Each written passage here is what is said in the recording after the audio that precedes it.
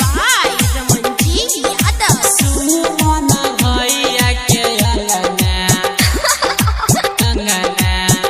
हम जे बैसामा सुन खेलाए DJ गुड्डूराज मधुबनी। आप सुन रहे हैं प्लैनेट म्यूजिक की शानदार प्रस्तुति। धैले न दौरा में दुभी और धान धैले न दौरा में दुभी और धान मनीषिया गे हरिनिया गे आजोतिया गे रोशन भैया के अंगना हम जे बैसामा सुन खेलाए बैगे कवितिया गे अमिता भैया के अंगना हम जे बैसामा सुन खेलाए बैगे DJ गुड्डूराज भैया के अंगना हम जे बैसामा सुन खेलाए बैगे आप सुन रहे हैं प्लैनेट म्यूजिक की शानदार प्रस्तुति। किया गे सखी मारी लोला तुरी देवैना ओइ तैसा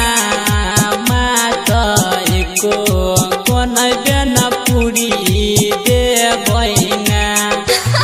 किया गे सखी मारी लोला तुरी देवैना ओइ तैसा मात एको कोन बेन पुरी देवैना आ बोलत तय करो ना काले बनोच आई चुगला के चले मोछ सुतिया गे अनुष्का गे आशिका भैया के अंगना हम जे बैसामा सुन खेलाए बैगे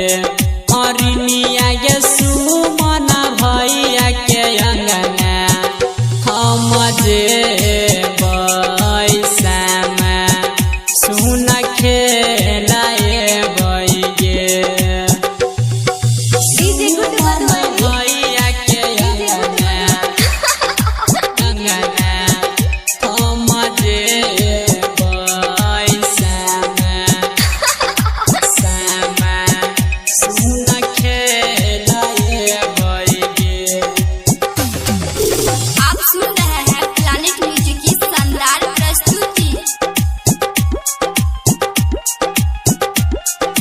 किया गे राधा साथे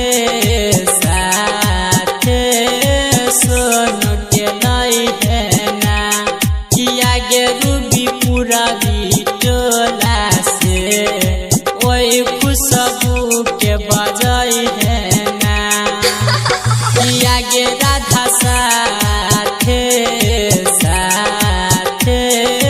सोनू के नहीं है ना किया गे रूबी पूरा टोला से ओई खुशबू के बजाई है ना